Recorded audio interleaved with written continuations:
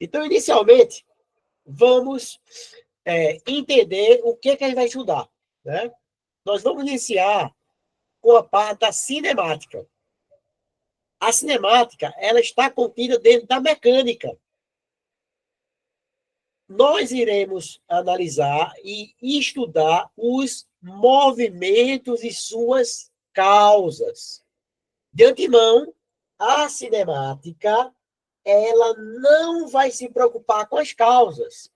A parte da física que vai analisar as causas do movimento é a nossa dinâmica, que é onde a gente vai aprender sobre a força. Então, vai estar aqui o grande agente provocador de movimento. E hoje a gente vai aprender o que significa a palavra movimento. Então, quando a gente for analisar a segunda lei de Newton, a gente vai utilizar o que a gente aprendeu hoje. E, por fim, a parte da estática, que é a questão certa na prova. É aquela parte que você faz sempre força resultante igual a força resultante igual a zero. Então, aqui eu diria que eu teria uma questão cinemática na prova, duas questões dinâmicas na prova e uma questão de estática na prova. Então, só com esse bloco aí de mecânica, nós teríamos em torno de 4 a 5 questões no dia da prova. Tirando a parte de eletrodinâmica, né? É a parte que tem mais caída em prova. Vamos lá, vamos seguir. Então, quais são os conceitos fundamentais? O primeiro conceito que a gente vai aprender é diferenciar o que é uma grandeza adimensional, uma grandeza escalar e uma grandeza vetorial. Antes de qualquer coisa, a gente precisa saber primeiro o que é uma grandeza. Grandeza é tudo aquilo que pode ser medido, determinado, calculado, né? Então, por exemplo, quando ele fala assim, são propriedades mensuráveis. São mensuráveis é que você consegue medir de um fenômeno, corpo ou substância. Quando se trata de grandezas adimensionais, eu estou considerando que são grandezas que não precisam de unidade. Apenas o número significa, consegue ser interpretada sem maiores esclarecimentos. Por exemplo, o nosso CPF nos representa. Então, aonde a gente chega no caixa e a moça pergunta, o senhor quer colocar o CPF? Porque na hora que você digita o seu CPF, aquele número está relacionado a você. Não existem duas pessoas com o mesmo CPF. Quando eu falo o seno de 30 vale 0,5. Então, 0,5, o valor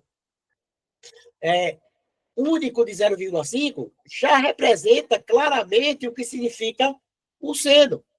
Então, são grandezas adimensionais. Lembra lá do português? O artigo A, peraí, só um minutinho, significa negação.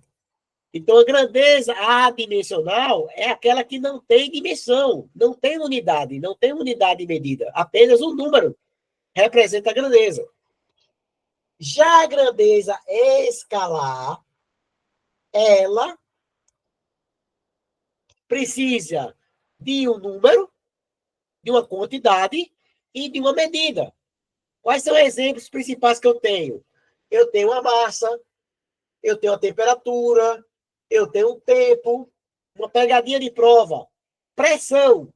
Pressão é calculado, anota aí, pressão é calculado. Pressão é força sobre área. Mas pressão é uma grandeza escalar. Potencial elétrico é uma grandeza escalar. Certo? E as grandezas vetoriais são aquelas que, para serem interpretadas, identificadas, eu preciso de um número, de uma medida, né? De uma direção e sentido. Então, eu tenho deslocamento, velocidade, aceleração, força. São grandezas vetoriais. Então, se eu falar que o corpo está com 10 metros por segundo, eu preciso informar se ele está andando para a direita ou se ele está andando para cima, para a esquerda, para cima ou para baixo. Se eu tenho um corpo girando, é no sentido horário ou no sentido anti-horário. Certo? Então, quando eu trabalho com grandezas vetoriais, eu preciso do módulo, de uma direção e sentido. Quem tiver tempo, certo? E conseguir antecipar e estudar e realizar uma revisão sobre vetores, vai ajudar muito vocês no curso de física, principalmente nas questões de física, quando vai trabalhar com a decomposição de vetores, tá? É basicamente uma questão certa da prova, porque tem aquela questão clássica de energia ou trabalho, que não envolve muita vetorial, são grandezas escalares, mas quando envolve a parte de estática, geralmente é necessário que a gente consiga fazer a decomposição dos vetores, tá? Então é um assunto que vocês precisam anotar, que vocês precisam revisar.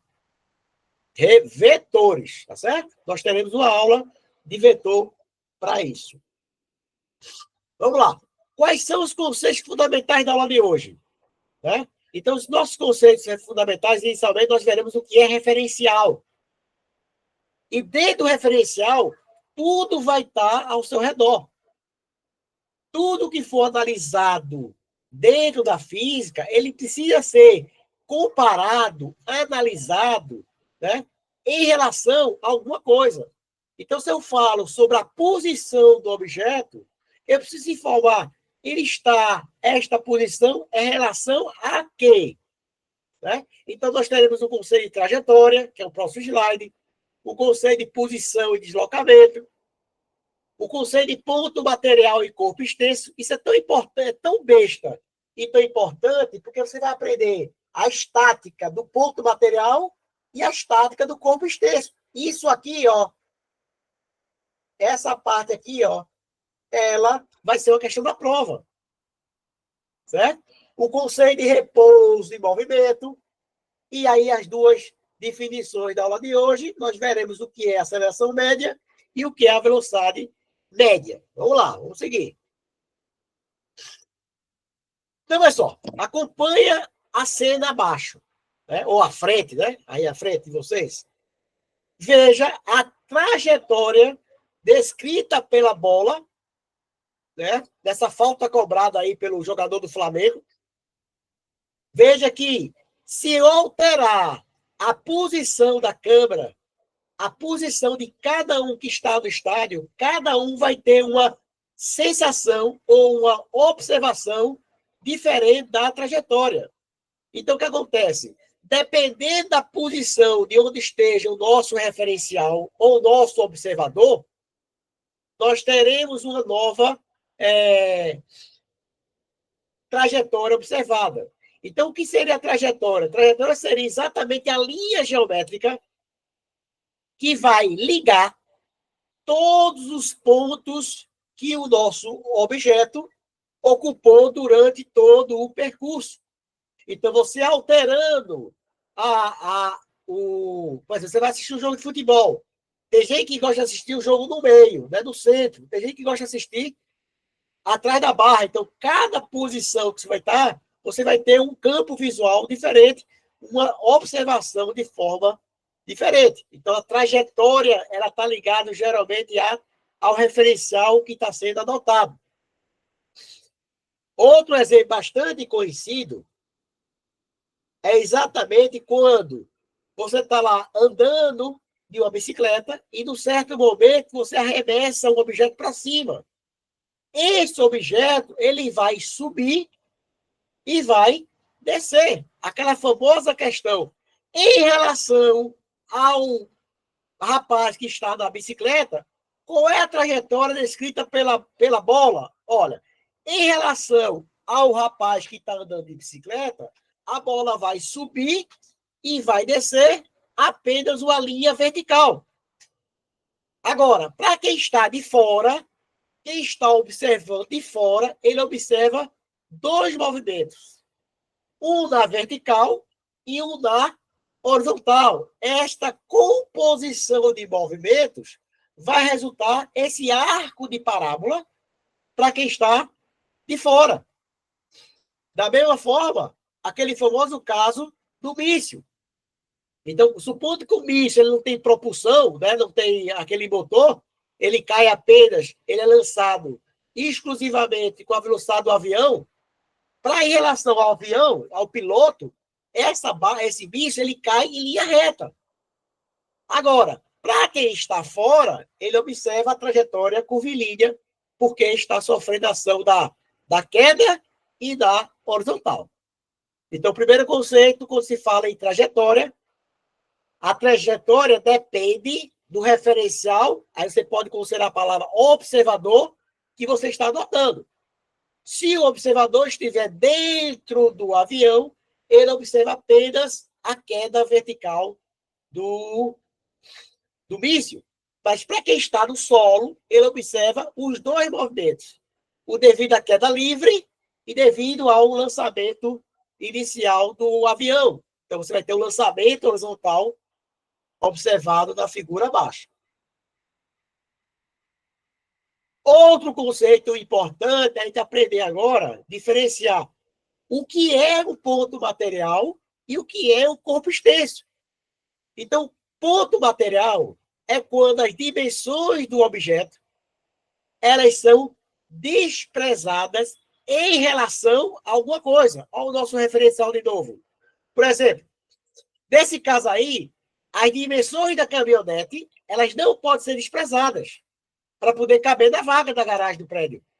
Então, nesse caso aí, minha caminhonete não é um ponto material. Ela é considerada um corpo extenso. Então, quando as dimensões do corpo precisam ser levadas em consideração, eu chamo de corpo extenso. Agora, se eu viajar daqui para o sul do país, eu vou dar, sei lá, 7 mil quilômetros.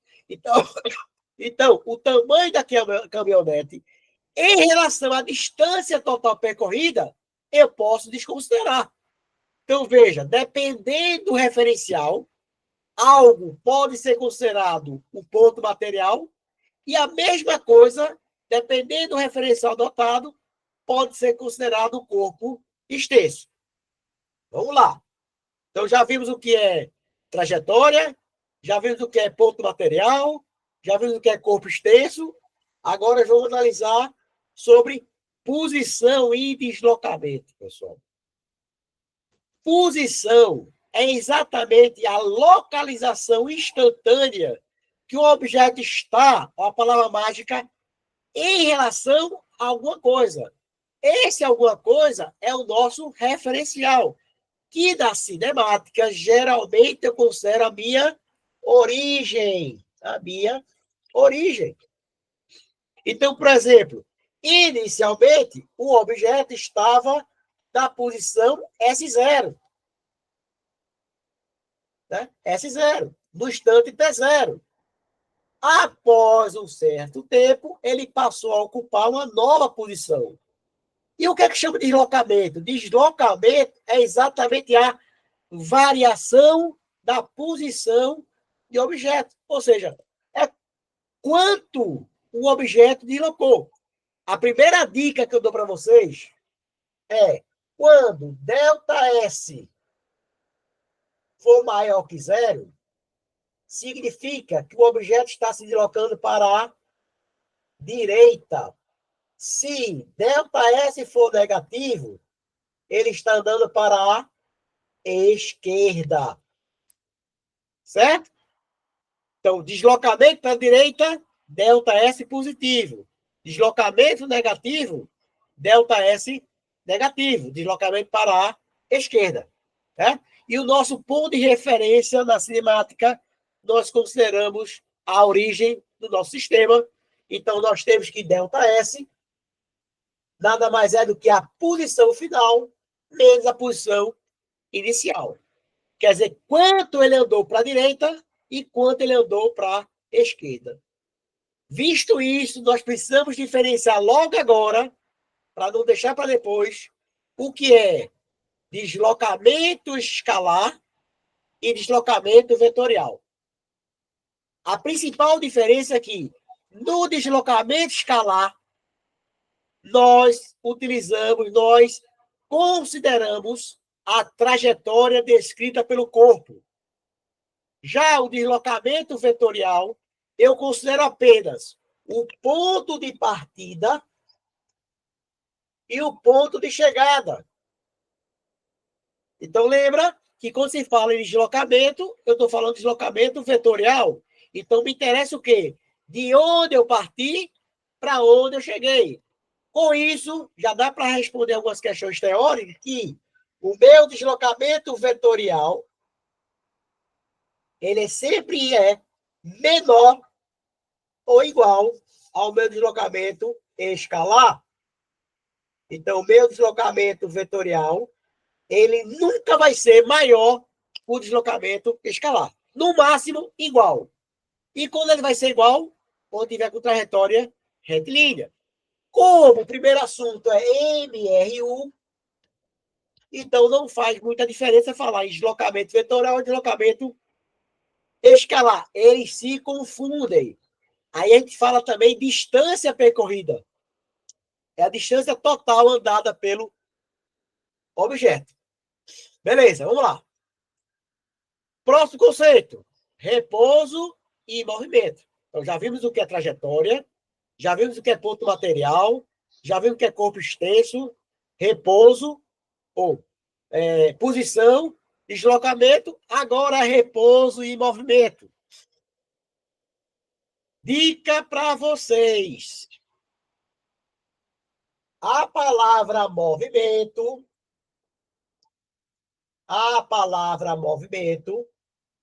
lembra velocidade. E a palavra velocidade lembra deslocamento. Grava isso.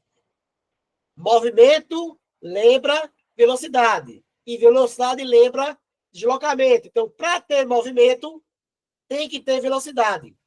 Para ter velocidade, tem que ter deslocamento. Deslocamento, a gente aprendeu o que é. É a variação de posição em relação a um referencial. Então, acompanhe essa tirinha. Cuidado com as questões de tirinha e prova. Diz lá. Lá vai o ar do skate. Aí Cebolinha fala de toda a sua fluência na língua portuguesa. Cascão, você não sabe que é proibido andar de skate aqui no parque? Aí o que é que a Cascão responde? Mas eu estou parado. Quem está andando é o skate. Aí veja só. Para saber se algo está em repouso ou em movimento, basta comparar a posição do objeto ao referencial. Se essa posição não alterar, eu digo como está em repouso. Se essa posição alterar com o tempo, eu estou em...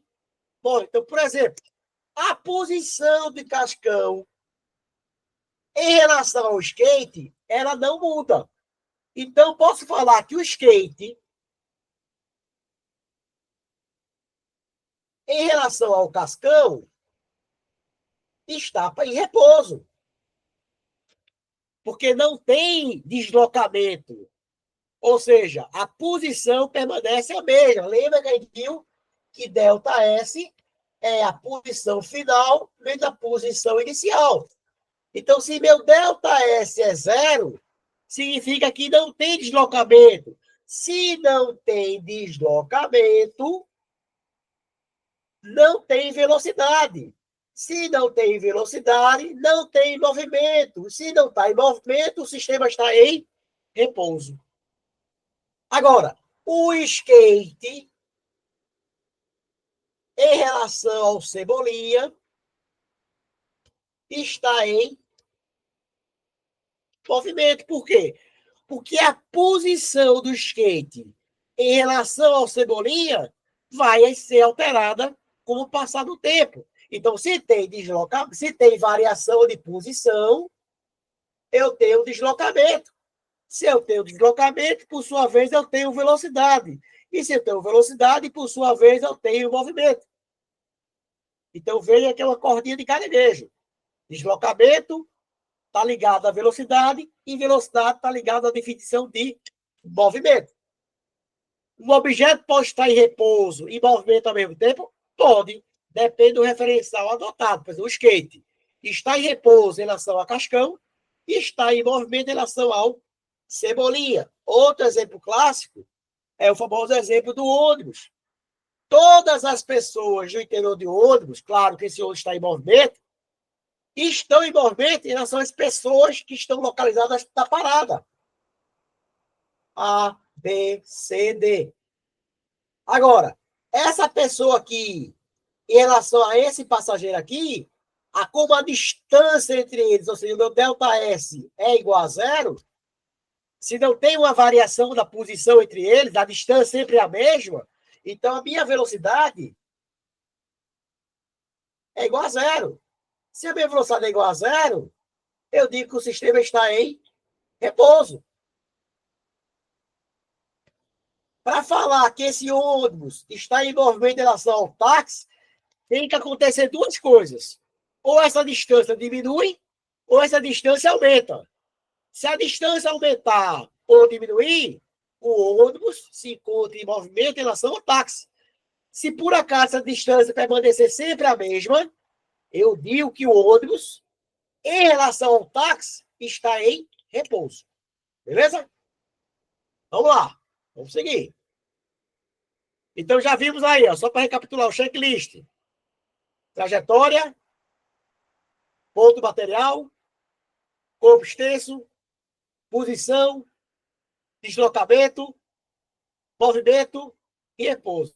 Se eu falei para vocês que movimento leva velocidade, vamos saber como calcular a velocidade. Então, a velocidade nada mais do que uma taxa. O que é uma taxa? É uma divisão pelo tempo.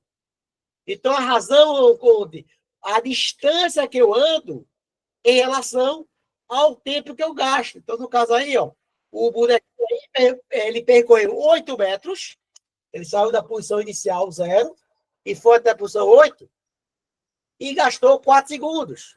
Então, a minha velocidade média é calculada como? Pegando o deslocamento do corpo pelo tempo gasto. Então, 8 dividido por 4, eu vou ter 2 metros por segundo. Eu posso garantir que essa velocidade foi constante durante todo o movimento? Não. Eu posso ter corrido mais depressa, mais devagar, mas, em média, durante todo o percurso, eu desenvolvi uma velocidade de 2 metros a cada segundo. Você vai até para R3, né? Em 1 segundo, a pessoa anda 2 metros. Se eu andar 10 segundos, eu ando X. Então, fazendo meios extremos, X vai ser igual a 20 metros. Então, nem fórmula precisa. Uma regra de 3 responde a questão. Para tudo e preste atenção agora. Como é que eu classifico os movimentos? Ó, eu já falei para vocês que movimento lembra velocidade. Então, se eu vou classificar o movimento, eu vou classificar a velocidade. Então, quando a velocidade é positiva, eu classifico o movimento de movimento progressivo. O que significa? Eu estou andando para a direita. E se é para a direita, eu já sei que ΔS ele é positivo.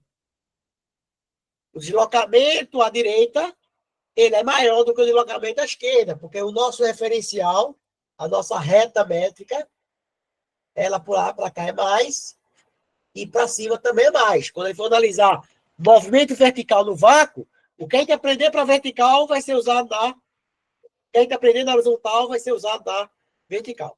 Agora, quando o sistema está deslocando para a esquerda, o meu deslocamento, eu já sei que ele é negativo. Eu pedi para vocês anotarem isso. E se o meu deslocamento, veja, se V é igual a ΔS sobre ΔT, se ΔS é negativo, o V também é negativo. Então, se eu estou andando para a esquerda, o meu deslocamento é negativo. E se o meu deslocamento é negativo, por sua vez, a velocidade também é negativa. Eu classifico um movimento chamado de retrógrado. Eu ando para a esquerda. Se eu deslocar para a direita, o movimento ele é progressivo. Veja que eu não estou analisando ainda se a minha velocidade está aumentando ou está diminuindo. Tá? Porque aí é o outro tipo de classificação. Eu vou analisar exclusivamente o sinal de V. Beleza. Para a gente poder fazer exercício, a aceleração média. Então, a minha velocidade, ela alterou com o tempo. Então, se eu quiser calcular a média, eu vou calcular quanto a minha velocidade variou e quanto tempo levou. Então, no nosso caso aí, ó, o carro saiu de 0 a 4 e gastou 2 segundos. Se eu dividir isso aí, eu vou dizer que a cada segundo, a minha velocidade aumenta 2 metros por segundo. Por isso que fica segundo ao quadrado. Ó. Em cada segundo, aumenta 2 metros por segundo. Opa, não tem esse quadrado aqui não. O quadrado é aqui. Então, segundo por segundo vai dar segundo elevado ao quadrado. Visto isso, e aí poder fazer as questões, o nosso próxima aula, né, o próximo tema, é movimento retilíneo uniforme. Ou seja, quando eu desenvolvo uma velocidade constante, a minha velocidade permanece a mesma durante todo o percurso. Ou seja, eu vou percorrer trechos iguais em tempos iguais. Então, se eu calcular que eu andei 10 segundos, andei 10 centímetros por segundo, a minha velocidade média é de 10 centímetros por segundo. E aí você tem aí, ó, a primeira expressão de física, a famosa equação sorvete, que é a equação do primeiro grau. E a função do primeiro grau é uma reta. E quem vai me dizer se a reta é crescente ou decrescente é o sinal do V aqui, ó. Se V for positiva, a função é crescente. Se V for negativa, a função é decrescente. Teremos uma aula só para ver gráfico, tá? Eu só estou colocando aí para a gente antecipar um pouquinho. Visto isso, vamos resolver a questão do Enem. Primeira questão do Enem diz o seguinte. Diz, nas estradas brasileiras, existem vários aparelhos com a finalidade de medir a velocidade dos veículos. Em uma rodovia, cuja velocidade máxima permitida é de 80 km por hora, um carro percorre a distância de 50 centímetros entre dois sensores no tempo de 20 milissegundos. A questão aqui é praticamente para você transformar medidas. No material de apoio, vai ter um fascículo falando sobre conceitos complementares, ou conceitos iniciais, que vai ter uma revisão de função, de gráfico, de ordem de grandeza, tá? Então, mais tardar amanhã, já está disponibilizado no Classroom. Então, de acordo com a resolução 396 do Conselho Nacional de Trânsito, para as vias com velocidade de até 100 km por hora, a velocidade medida pelo aparelho tem tolerância de 7 km por hora. Porque existe um erro, né, de aferição, né, do aparelho e do próprio velocímetro do veículo. Além da velocidade máxima permitida da via. Considere que a velocidade final registrada do carro é o valor medido descontado ao valor da tolerância. Então, o valor que vai ser medido é o valor do carro menos a tolerância. Tá certo? Porque a tolerância quem coloca é o guarda. Neste caso, qual foi a velocidade final registrada pelo aparelho? Questãozinha de 2020. O que é que eu faço? Olha lá, você tem lá o guarda, e o guarda lá com aquele radar dele, ele verificou que o carro ele andou 50 centímetros e gastou 20 milissegundos. Lembra que o prefixo mili é 10 a menos 3 segundos. E centímetro é 10 a menos 2. Então, quero calcular a velocidade, velocidade que é delta S sobre delta T. Quanto foi que o veículo andou? 50 centímetros. Já coloquei aqui, ó, na minha potência de 10, na minha potência de 10. E quanto tempo ele gastou? 20 vezes 10 a menos 3. Efetuando essa continha, eu vou encontrar 25 metros por segundo. Só que na resposta, está tudo em quilômetros por hora. Então, para transformar em quilômetros por hora, eu vou multiplicar por 3,6. Multiplicando isso, eu vou encontrar 90 quilômetros por hora. É a velocidade real do carro. Mas lembra da tolerância? Então, o valor registrado da máquina do guarda é o valor do carro menos os 7 quilômetros. Então, o 90 menos 7 da máquina vai registrar 83 quilômetros por hora. É o valor que está marcando no aparelho do equipamento do guarda da hora que tem lá. Então, minha resposta seria 83 quilômetros por hora. Questãozinha, que é apenas o quê? Transformação de medidas, de unidades, e aplicação do conceito de velocidade média. Tá? Uma questão bem fácil, bem simples. Claro, o enunciado longo, né? Para tentar distrair o aluno no dia da prova. Questão 2. Outra questão do Enem, tá? Que fala o seguinte: uma empresa de transportes precisa efetuar a entrega de uma encomenda o mais breve possível. Para tanto, a equipe de logística analisa o trajeto desde a empresa até o local da entrega. Ela verifica que o trajeto apresenta dois trechos de distâncias diferentes e velocidades máximas permitidas diferentes. No primeiro trecho, a velocidade máxima permitida é de 80 e a distância a ser percorrida é de 80 km. Se eu vou andar 80 quilômetros a 80 quilômetros, eu vou gastar uma hora. Já fiz a conta, mas vamos lá. No segundo trecho, o comprimento é de 60 quilômetros e a velocidade máxima permitida é 120. Ah, professor, por que eu sei que a minha velocidade é máxima? Porque ele quer, o mais breve possível. Então, se ele quer que a entrega seja no tempo mais breve possível, eu vou utilizar a velocidade máxima permitida. Supondo que as condições de trânsito sejam favoráveis para que o veículo da empresa ande continuamente à velocidade máxima permitida, qual será o tempo em horas para a realização da entrega?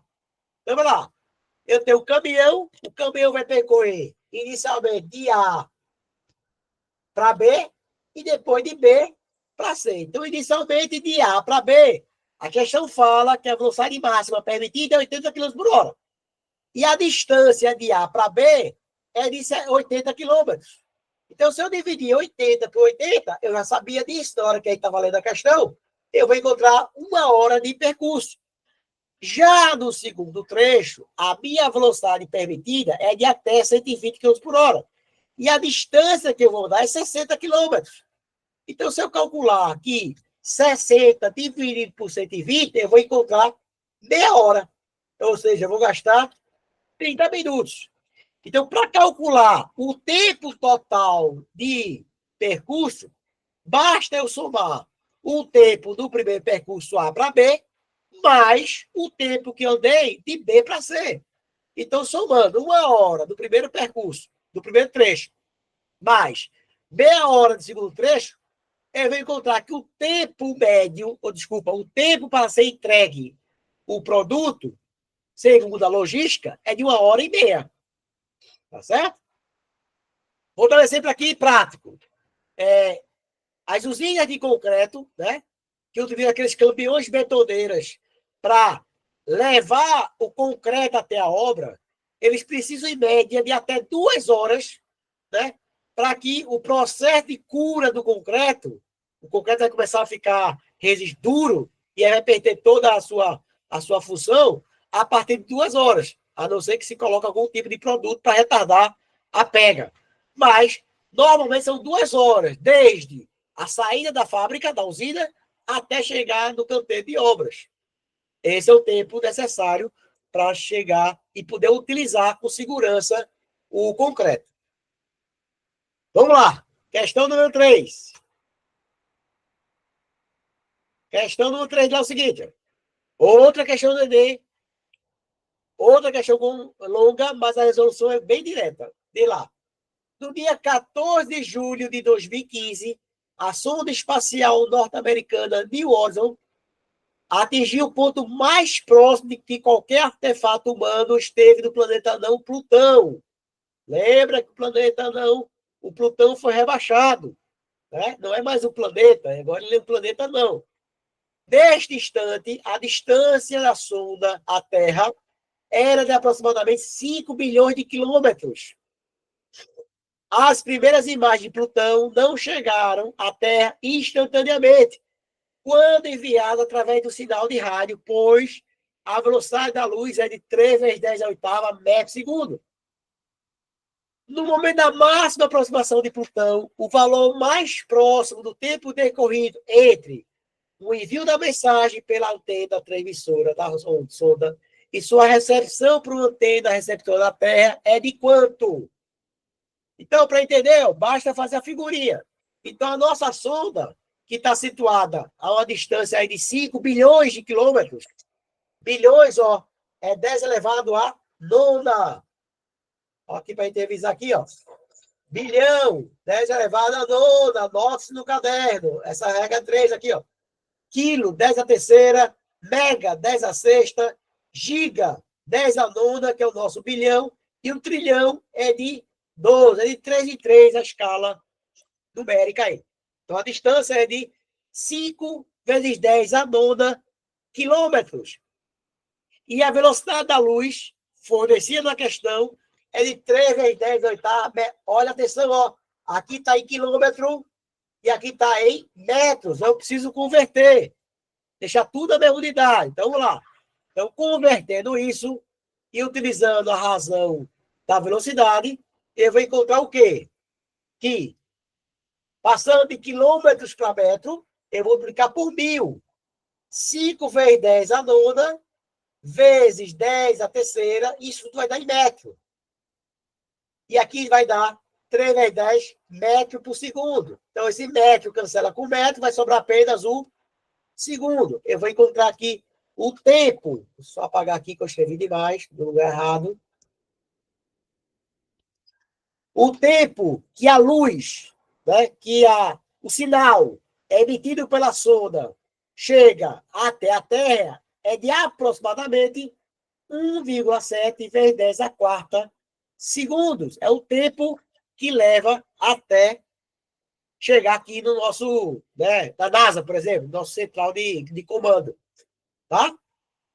Então, é uma questão geralmente com enunciados longos, mas a resolução ela é: você faz uma transformação rápida e aplica uma fórmula, um conceito em seguida. São as questões que têm se cobrado quase 30% das questões da prova resolve assim. Faz uma transformação, aplica uma fórmula, regra em 3 e dá a resposta. Claro, tem mais questões, um nível mais complexo, mas a gente precisa acertar primeiro essas. Por exemplo, essa questão não foi do Enem, mas ela é bem complexa aí.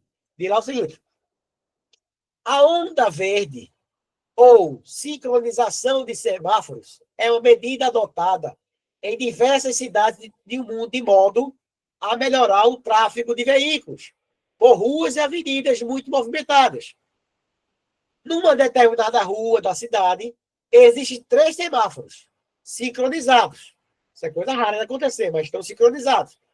O primeiro localizado na esquina A é temporizado para que o sinal dure 1 minuto aberto. Um minuto aberto e um minuto fechado. O segundo localizado 200 metros adiante tem a mesma temporização, ou seja, fica 1 minuto aberto e 1 minuto fechado. Só que um atraso de 8 segundos em relação ao primeiro. E o terceiro, localizado a 400 metros além do segundo, tem uma temporização de 42 segundos e um atraso de 48 segundos do primeiro. Considerando que um carro passa pelo primeiro semáforo quando ele ativa o sinal verde, qual é a velocidade mínima em quilômetros por hora que se pode desenvolver para que ele aproveite a onda verde dos 3 sinais? Vamos lá. Então, vai lá. Então, você tem lá o veículo que, na hora que ele parte, o sinal 1 abriu. Só que o sinal 2 ele está aberto. 8 segundos após, ele passa pelo 2. E depois de mais 48 segundos, ele passa no 3. Então, vê só. Então, o tempo que ele leva, né, para chegar aqui, o tempo mínimo que ele tem aqui é 60 segundos, que ele fica aberto, mais 8 segundos que ele demora para abrir. Então, eu tenho que andar essa distância de 200 metros, no máximo, nesse tempo. Se eu gastar, no mínimo, na verdade, se eu gastar menos que isso, eu chego antes do sinal abrir. Desculpa, menos que isso, eu tenho isso aí. Já no segundo trecho, eu tenho o quê? Eu tenho mais 48 segundos. Então, o trecho total que eu tenho para chegar no terceiro sinal é 90 segundos. Eu tenho 90 segundos para chegar até o final. Que são os 48 segundos que o terceiro fica aberto, mais os 42 segundos que ele demora para abrir. Então, eu tenho que chegar desde o começo, eu tenho que gastar, no máximo, 90 segundos. Se eu gastar mais do que isso, eu vou pegar o sinal fechado. Então, o tempo máximo que eu tenho para chegar lá é 90 segundos. Quanto é a distância que eu tenho para percorrer? 600 metros. Então, 600 metros dividido por 90, aí eu vou encontrar 6,67. Se eu multiplicar isso por 3,6, eu vou encontrar 24 km por hora. Então, essa é a minha velocidade máxima que eu preciso ter. Certo? Se eu tiver uma velocidade menor do que essa, eu não consigo chegar. Como é que eu faço para conferir isso? Ó, mas para chegar no terceiro sinal, eu tenho que passar pelo segundo sinal. Então, para chegar no segundo sinal, eu vou ter que andar 200 metros com essa velocidade de 6,67. Eu gastaria 30 segundos. Quanto tempo o sinal fica aberto? 68 segundos. Então, dá tempo de chegar e pegar o sinal aberto. Então, ou seja, com essa velocidade, eu consigo chegar no terceiro sinal e consigo pegar o segundo sinal também, o segundo sinal aberto também.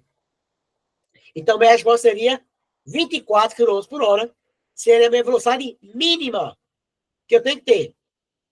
Menor que essa, eu não consigo aproveitar a velocidade de sincronia dos semáforos.